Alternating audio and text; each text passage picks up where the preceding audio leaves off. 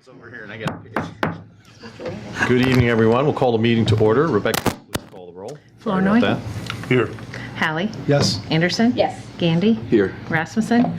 Thompson. Yes. Hamilton. Okay, thank you. Guys, before we start, many of us just learned that Councilwoman Martha Rasmussen had a fall yesterday and had to have surgery, and obviously will not be with us tonight, but we just want to extend our thoughts and prayers to our dear partner and Council Representative Martha Rasmussen and wish for her quick recovery. We'll ask then if there are any changes or additions to this evening's agenda. Now we'll move to our consent agenda item. Quite a long list here, so be patient. Approval of the minutes from the April 23rd council meeting. We have approval of the May 4th payroll of $112,316.83. Approval of the April finance report. Approval of the beautification minutes. Approval of the wayfinding commission minutes. We have a resolution of employment in the utilities office for the wastewater department. That is Brittany Trumpold. We have approval of the USDA Step 1 debt in the amount of $12,975. Approval of the CoBank interim financing debt amount of $515.04. We have approval of the general obligation debt in the amount of $1,622,575. Approval of the state revolving fund debt in the amount of $656,536.25. We have approval of liquor licenses for Hy-Vee and the Elks Lodge. And we have approval of claims in the amount of $1,271,343.94. Let's see. Of which we have payments to Fairfield Hotel and Suites of $80,831.01. Hickey Construction Corporation, $85,943.72. PKG Contracting, payment of $860,838.18. Are there any questions regarding the consent agenda items, Council? Now entertain a motion to approve. So moved. Moved by Thompson. Second. Second by Gandy. Please call the roll.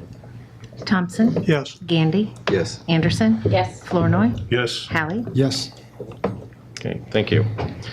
Ms. Council, we'll move to our appearances before the council. The first on your agenda is a request for movie in the park from our Park and Rec Director, Calvin Todd. He will not be here tonight, so we will schedule that at a later date.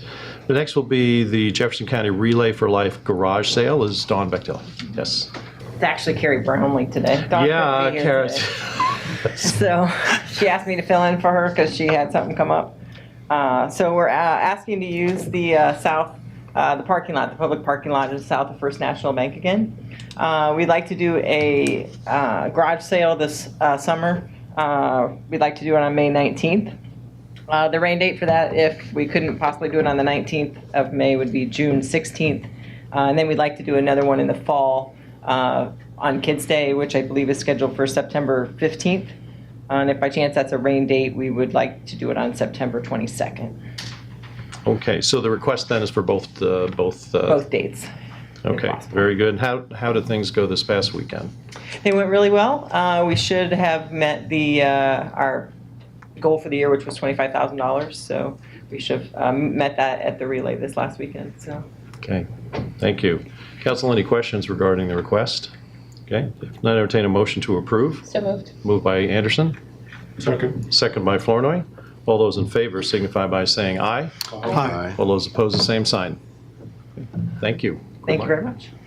Next, we have a request for for use of the downtown for a new festival, which is the World Fair Field Festival. And Kay Jacobs and Kate Ross. On September 21st is the United Nations International Day of Peace, and on the 22nd, of course, this year happens to be a Saturday. We'd like to do some activities in the school for an educational purpose on the 21st, but on Saturday and the 22nd, we'd like to have a festival downtown, which would include some of the cultural diversity of the community. Our vision is to bring some of the people that actually have founded the community, who have French roots or various kinds of cultural identities, together with some of the people that are newer immigrants or students. There's some amazing number of nationalities represented in this city by recent counts, something like 80 or more if you include the university. And there's a significant proportion of the community that is coming in and out from different parts of the world every year. And we would like to have we divide the center square into quadrants representing Africa, Asia, the Americas, and Europe. Have people who represent those cultures set up tables, and we want to have a little parade where people wear their costumes, maybe get people to dress up, even if you consider the restaurants around the square, the number of people that are serving their own ethnic food in businesses. We feel like this is a good opportunity. We've done a lot of consulting with people like Dick DeAngelis, so we know that there used to be an Italian festival here. The university has done things like this also, but we see this as a way to bring the university together with people of the town. And so we've asked to use the square for that purpose. And the date is September 22nd. And if you have any questions, as I said, we've got lots of details. Yeah, so on Saturday, we'll also be working with the United Nations Association chapter, which is, there's a branch of it headed by Tabitha Sedgwick at the university. So we'll partner with them. We've given Bob Roth a call. Maybe he'll help us come up with something, because I think they're doing a big launch with the UN also. So we're hoping to bring various diverse aspects of the community together for a celebration. We expect to start maybe modestly the first year. We don't want to overshoot, but we think it would be fun. And certainly we'd like to get the schools involved and parent community also. Terrific. Kate, you said you had something to pass out to I do. I didn't know how many copies to make, but I made 8. We can share. And, That's fine. Absolutely. And then I also have a second sheet for anybody who really wants to know about our vision. I only made 4 copies of this, but some data. I think what we really want to emphasize is that we don't want it just to be the university students or just the old timers. We really want to bring people together, and we feel like this is a great opportunity to celebrate. So. Okay. So as far as what you would be requesting to use at this, do you have a map of that at this point? Obviously Central Park, but will you be blocking off any parking around the square? Well, we originally asked for the streets. I don't have a map with me, but we asked for the streets. It depends on how it overflows. We were hoping to have some food vendors also, and but then people would use tables.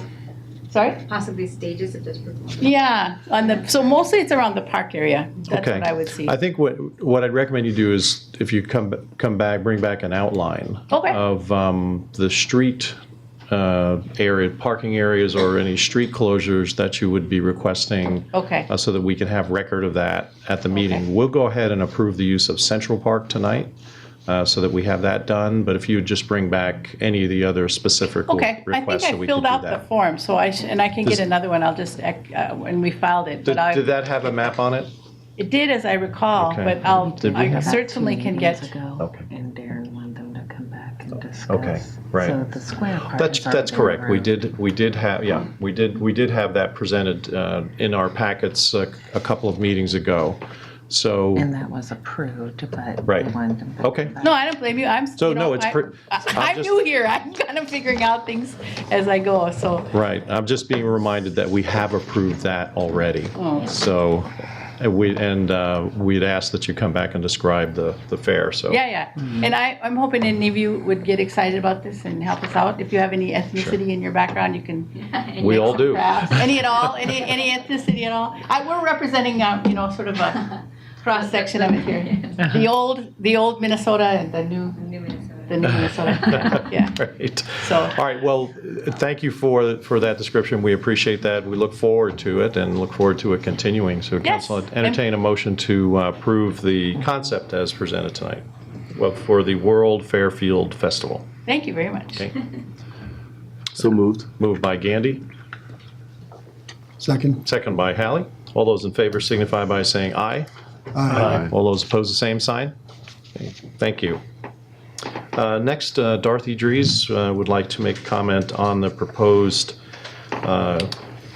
parking on South D Street.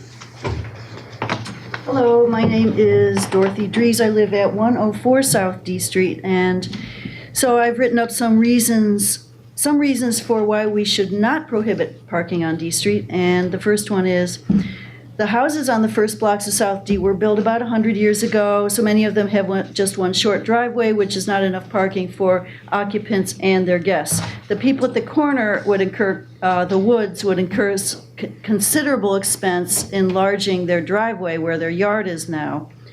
And 104, 105, and 106 have no room at all to expand their driveways, all of which are only one car width, and limiting the parking or requiring people to park on their front lawns could decrease property values.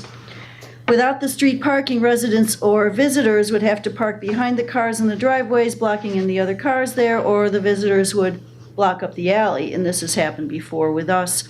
In case one of us needs to get out of a blocked driveway, or if one of our neighbors at 304 or 306 East Burlington needs to get through the blocked alley in order to park their cars behind their houses, the resulting moving around of all those cars would cause way more congestion on D Street than a parked car on the side of the street does now, from my perspective, in the middle of the block.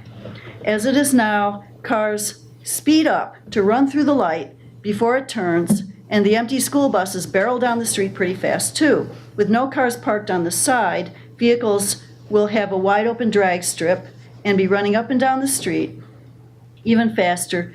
Kids play in the front yard and side yards across the street from me, and this would be more unsafe for them. Two of my neighbors and I have all lost cats to yahoos speeding up the street to get through the light. So having no parking may make the street more dangerous. Thank you. Okay, thank you, Dorothy. Michael, I understand that you just had a public safety meeting, and can you report on the resolution that's being proposed?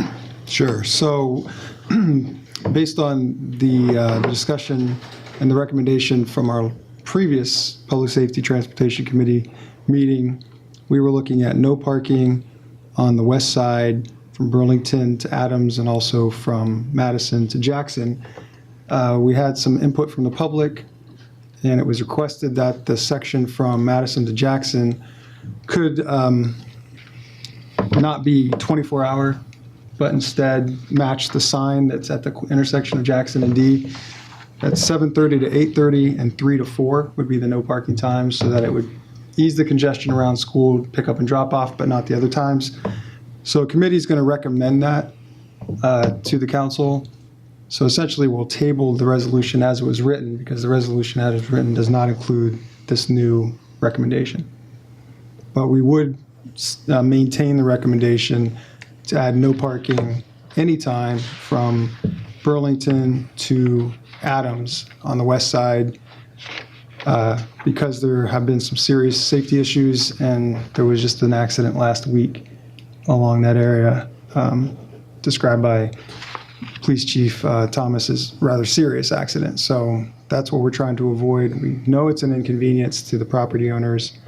I've already spoken to several, and for that section, we just feel that there's no alternative, because public safety is our first priority. Okay, thank you. So will that come back on the 29th? Yeah. Okay, thanks. Thank you. As council, we'll move then to our resolutions and action items and our ordinances. The first is we will set a public hearing for the natural gas contract with Alliant.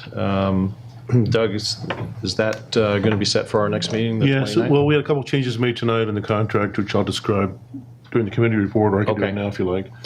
That's fine. We wait for committee report, but in terms of setting a public We'd hearing like to date- have, I think we can have the public hearing on the 29th and have everything settled by then. Okay.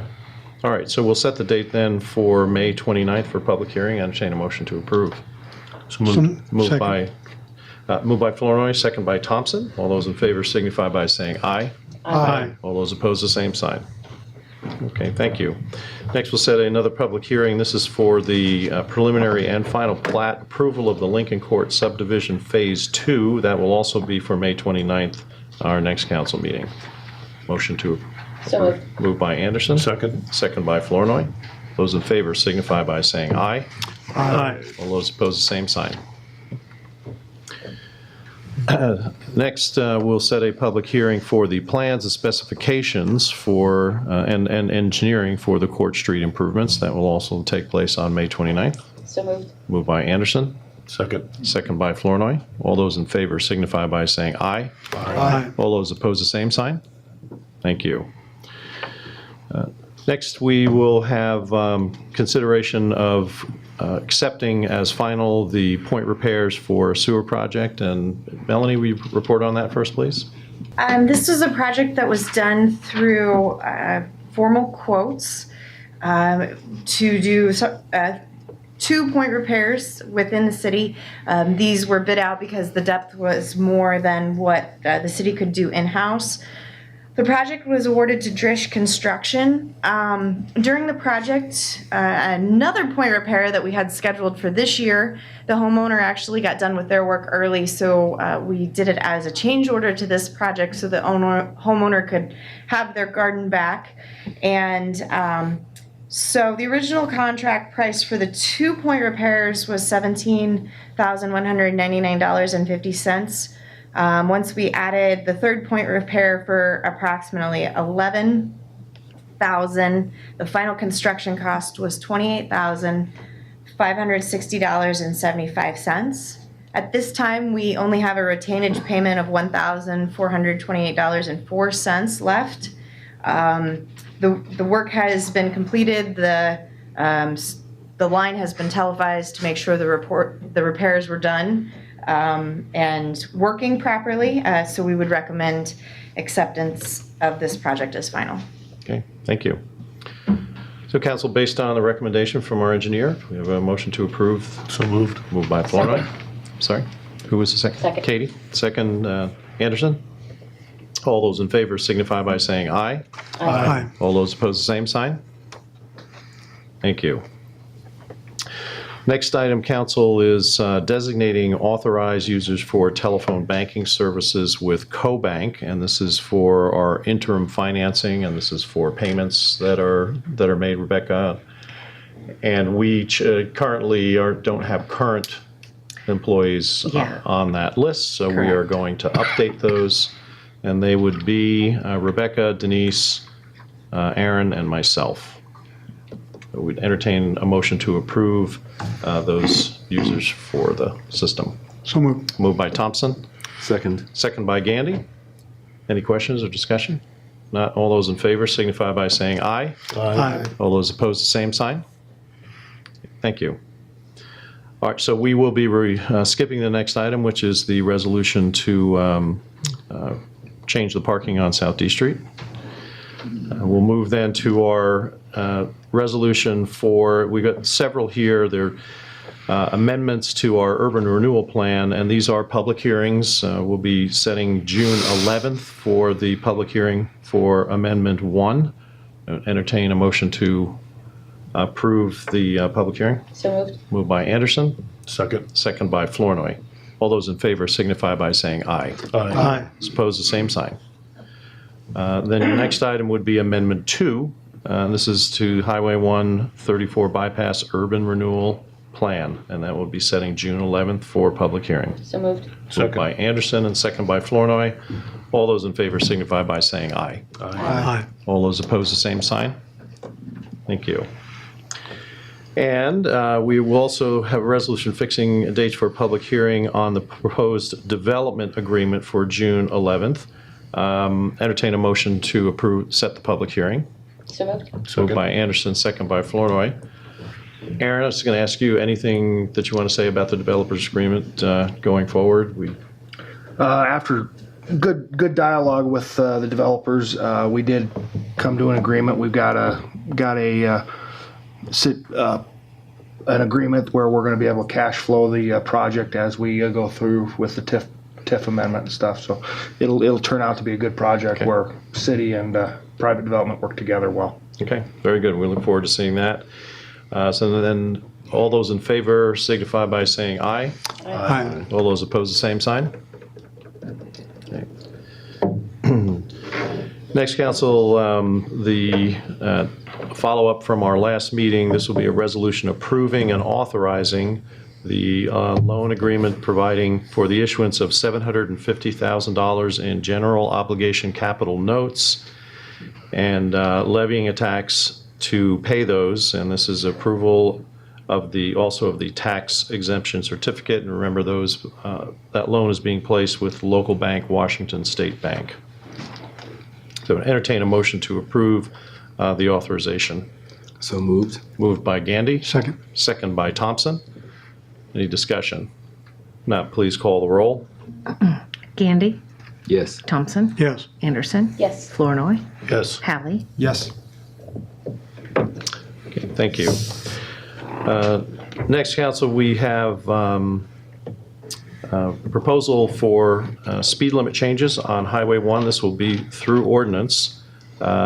We will open a public hearing on this, but first, Mel, could you give us some update on what has proceeded since we last discussed this?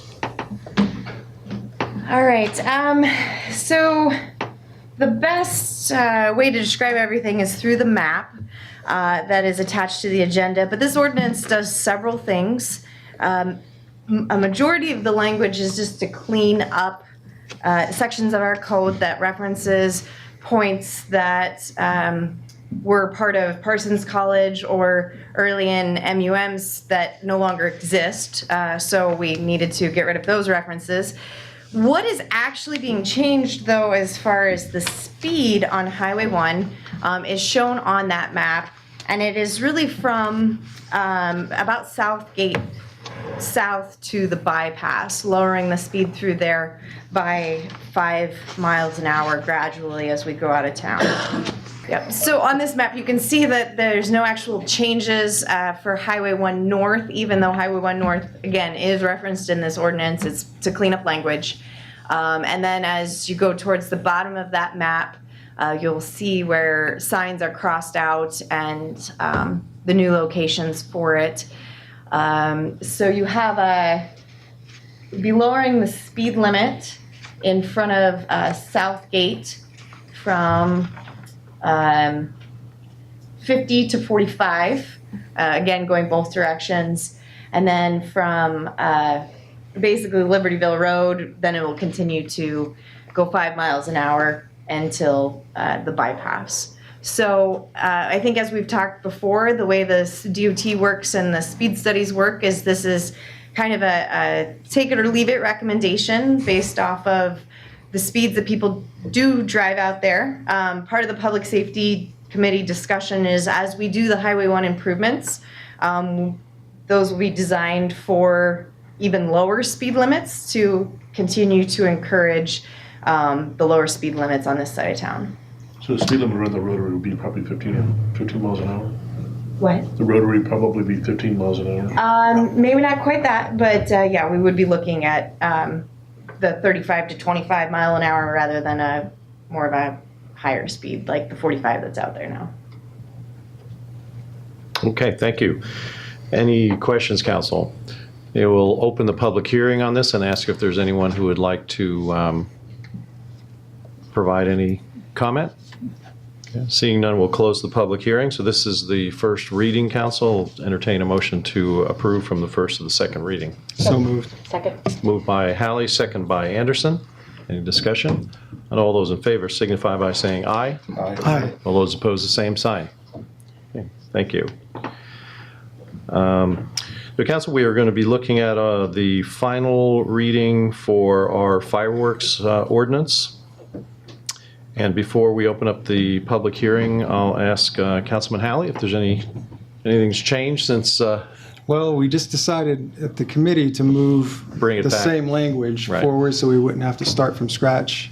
But as with any time you read an ordinance, there can be amendments made. So this is the version that limited it to just the 4th of July and the evening of December 31st. So this is almost as limited as you can get.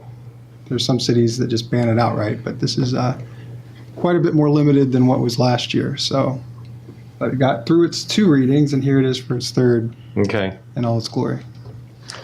And I know somebody who's not here tonight who would really want to weigh in on on an extra day, and that was I Martha. know, I feel bad she missed it. So I'm going to ask if there are any other council members that were thinking the way that Martha was, that adding the day before would be something, a friendly amendment that would be considered. She would have my full support on that and more, but But you're not going to make that a motion, I mean, that amendment. I would be happy. Yeah, I'm just asking, since this is the third reading, I it's would be either done happy to now. add a day to it, however Martha would have wanted it. So. And then some. Okay. Okay. All right, so before, and again, before we do that, I want to open the public hearing and ask if there any public comment on the fireworks ordinance. I know we had someone here tonight who did want to contribute. Yes, right. Well, as far as the Lamont, could you give us fireworks here in your town- name and address, please? Oh, Levon Hostetler, 808 South 7th Street. As far as people setting off fireworks in town, I'm not sure whoever thought that was a good idea. I do not have a baby, a dog, or PTSD. But if I was dealing with any of those issues, I know when somebody sets off something that sounds like a bomb, which shakes your house and rattles your windows, this is not a particularly good thing to have going on in your neighborhood. And I spoke with the mayor earlier today about another issue as far as the fireworks is concerned. And I don't know for sure. Nobody has been able to tell me who to really address this to. They say they tell me it's the city that decides this, but it's not the council.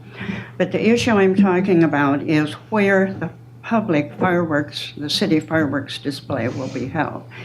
It has been held for a number of years now out at Waterworks Park. And I know there are people that like it out there, but I know there are plenty of other people that would like to see it at the fairgrounds. I personally do not think it's fair to continue to have it at the Waterworks year after year. I know when it was at the fairgrounds, I mean, there is so much ample parking. People can park and watch from their cars. People at Sunnybrook enjoyed being able to watch the fireworks from Sunnybrook, people at Carrington Point.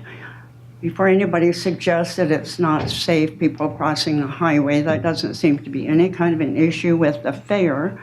People are crossing the highway all the time for more than one day for the fair. So what I would like to see is, I don't know how many years it's been out at Waterworks Park, but I would like to see it at the Fairfield Fairgrounds now for an equal number of years, which would kind of even everything out.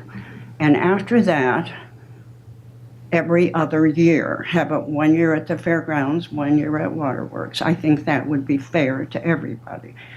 Personally, one time I went and parked by the lake on, I guess that's Pleasant Plain Road. Cars were parked on both sides of the road there because they didn't want to deal with the traffic issues getting into Waterworks Park. I left town last year, stayed in a bed and breakfast, and enjoyed fireworks at someplace else. But I just know that there are a lot of people there. You can watch from your car at the fairgrounds. You can sit in the bleachers for bleacher seating. And I've also spoke with people in the fire department that work out at Waterworks Park. And I think people within the police department would say that it's probably better to have it at some, anyway. I haven't talked to everybody, but I think it might be advisable to talk to those people from those departments to see where they think is the best place. But to make it fair, I think something needs to change. Okay. Thank you. Well, thank you. So we'll discuss that in a minute, Council. Let's go through our ordinance first. So your testimony then for the ordinance itself is you'd rather we weren't doing any fireworks in the city. So we make sure your comment is clear there. Fewer the better. Fewer the better. Okay. I found fireworks debris in my Yep. yard last year. I don't Yep. know where it came from, but. Okay, thank you. So we'll close the public hearing at this time. And Katie, if you'd like to propose an amendment to the ordinance as written, we'll see if we can get a second. She wanted it the night before, is that correct? Yeah, day before and day of. Okay. Same hours, I would think. I would move day before. So July same 3rd hours. and July 4th. Yeah, July 3rd and 4th, same hours. Right. Good enough? Yeah, I Okay. think so. So is there a second to the amendment to the ordinance? I'll make the second just before we have, so we have a Sure. vote. Okay, thank you. Second by Thompson. Discussion. Okay, any discussion? All right, if not, let's call the roll. No, I was just gonna say, I mean, you know, when you talk about that, whether, you know, last year, what did we have, for what, 2 weeks? 8 days, 9 8 days, yeah. Something like that. The weekend before till the weekend Yeah, after. and again, you know, I can't say that I heard a lot where I live with that. Other people did, evidently, with that. And, you know, and if it bothers their dogs, their cat, they have some other things. I mean, I can understand that. But also, it's a very important day in our history. I mean, you know, I guess if you know, when I had children at home or grandchildren or whatever, you like to have some kind of a celebration for them. And so, so whether it should be 8 days, 2 days, or 1 day, I mean, this is not cast in stone. We came back a year later and changed it. So why would we not give it a shot and see how it goes? And remember, the legislature approved about 5 weeks, so if we've narrowed it as you know, as far as we can in restricting it. You know, there are real concerns that people had. And I think probably people went a little overboard last year because of the access to the sales of the fireworks. I don't know what that's going to do to the sales. You know, if we're restricting it down to 1 day or 2 days, then, you know, maybe they won't be, you know, setting up to sell as many fireworks because they know it would be illegal. Not sure what impact it would have there, but I would think that last year maybe people went a little bit overboard because it was the first year that they were legal to shoot off. Okay, so we have a motion, a second. Any other comments? Not, please call the roll. Could I clarify the amendment? Sure. Is it just, So right now, it reads that it would be July 4th. So this would be July 3rd and 4th. 3rd and 4th, but not and the- December no, that- 30th and 31st? Oh, I'm sorry, we didn't No, do I'm it. fine with December 31st Okay, just adding one extra day then. to the 4th of July celebration. Okay, okay. So, amendment. Sorry. For July, to add July 3rd to the ordinance. So, Anderson, Yes. Thompson, Yes. Hallie, No. Flournoy, Sure. Gandy. No.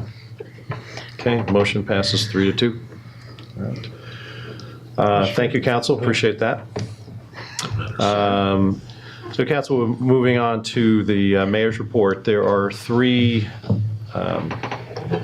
proclamations that we're going to be issuing. The first one I presented at Parkview Care Center today. It's National Nursing Home Week, so that one has been presented.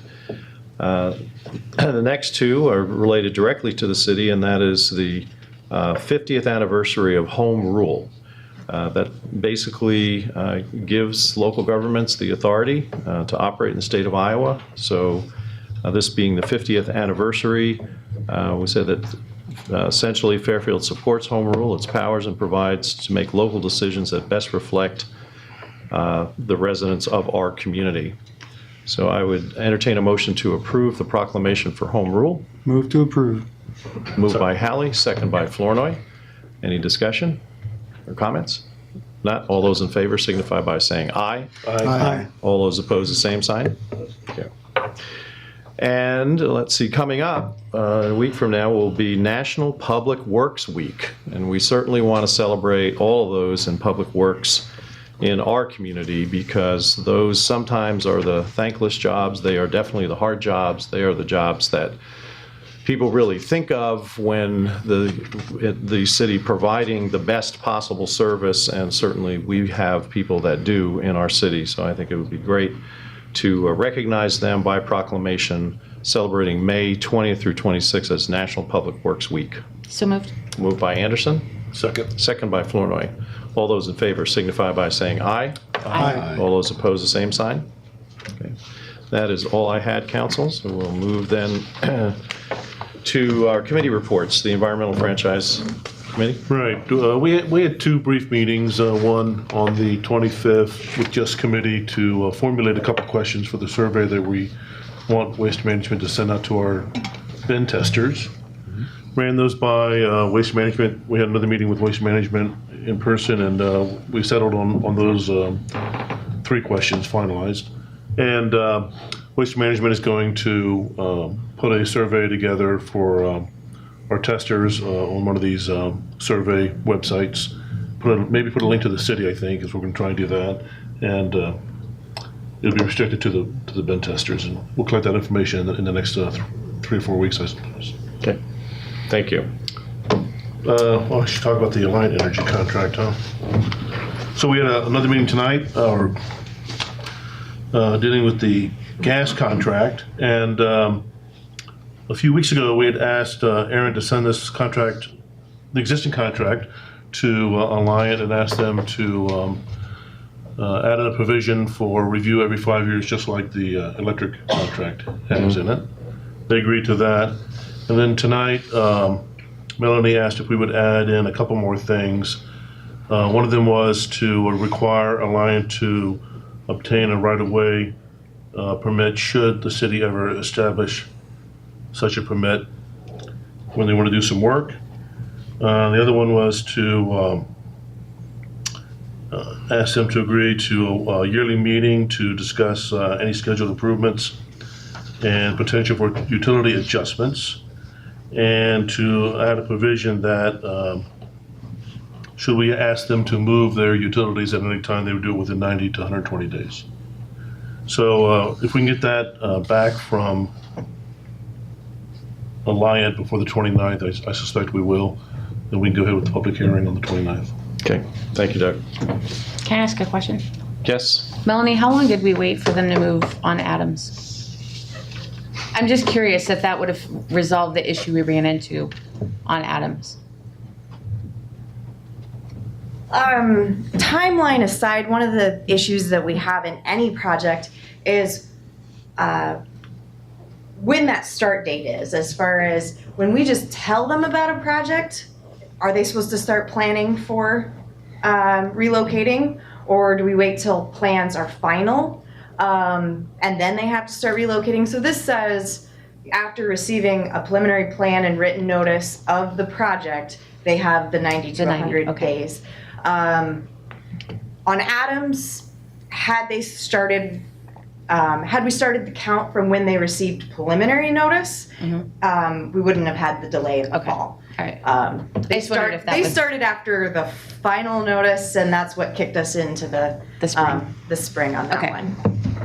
But then also, by having the yearly meetings, we can even give them a further heads up of saying, well, we don't have preliminary plans for Adams, but we have it budgeted, or we plan to do it 2 years from now, just again to give them as much notice as possible and keep the communication open.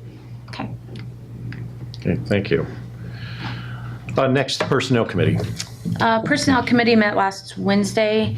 We had the privilege of conducting our mid-year review on our city administrator.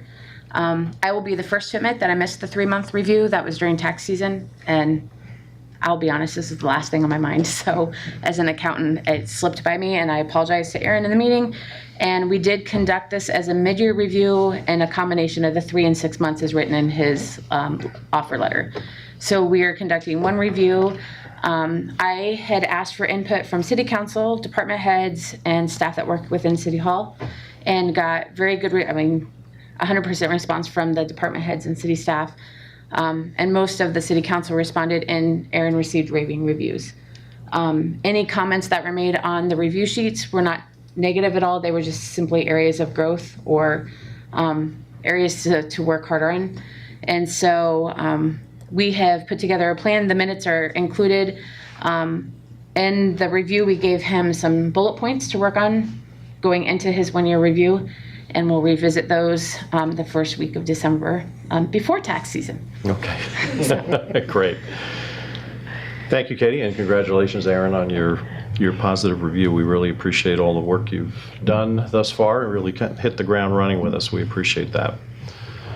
We'll move on to Public Safety and Transportation Committee. We already talked about our one issue. one agenda item. Okay. Do you have an update on the, and I know you gave one at the last meeting, but this is another issue that Levon and I had talked about earlier, and that is the deer population issue, and what, if you could update us on the status of. Yeah, so after speaking with the Department of Natural Resources depredation biologist about what the best way to deter the deer from hanging out in city limits, he said the public hunts on public property aren't really the best way to do it, but instead we pass a city ordinance that exempts the current law that says no projectile will be fired, no gun, bow or arrow can be used anywhere in the city, and you exempt that and you allow it on private property. Sometimes there are certain setbacks that are required during the regular deer bow hunting season. So what you're essentially doing is you're tying it to whatever all the state laws are in terms of proficiency and licensing and all that. You avoid needing to have a lengthy and time-consuming process of going through this public hunt. And once it's in the books, it can recur every year. So hopefully, if we were to pass this, we'd get good participation in multiple areas. Now, obviously, someone with a small backyard like me would not be participating. So really, you're looking at properties that really are on the edge of town with large backyards, probably adjacent to wooded areas, not something where there are public areas nearby. So our committee will look at it again. There's nothing pressing at this point because that hunting season won't come until late fall. So all we need to do, if we're going to do this, is draft the ordinance language, and we have 3 sample ordinances to use as a template, and then pass 3 readings. So the time crunch isn't there the way it was for the public hunts. And so this would, if it were to take effect, would take effect later in this year, would be the first time that people would be allowed to do that. It really fits what people have been asking anyway, because I don't know how many of us get those recurring emails from certain citizens asking over and over again, can you please allow us to hunt on our property? So that really would answer that request and be a lot less complicated than these, what do they call them, depredation hunts. There's a lot of paperwork with that we've kind of missed the boat on a few times. So that's the direction we're looking. Okay, and we're waiting for ordinance language to come back to the committee. Okay. Yep. All right, thank you for the update. Next, council will move to our engineering department. We had a bid opening for paving on 227th. Yes. And this project, again, is being let through the county, but the city is a participant in this project. I assume the county awarded it today? Okay. So the county received 3 bids for the 227th and Highway 1 improvements. The low bid being from Jones Contracting of West Point, Iowa at $816,777.0.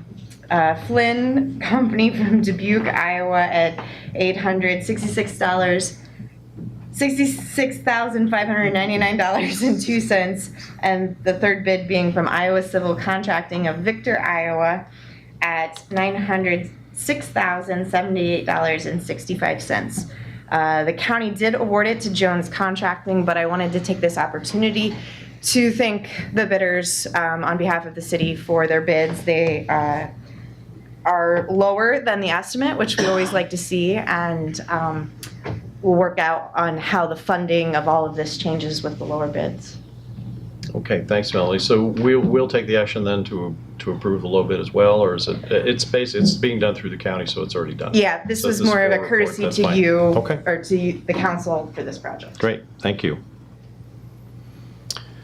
Next, our code enforcement officer, Scott. Thank you, Mayor. I gave everyone a couple of copies of an abatement that we have to do with a tree on private property.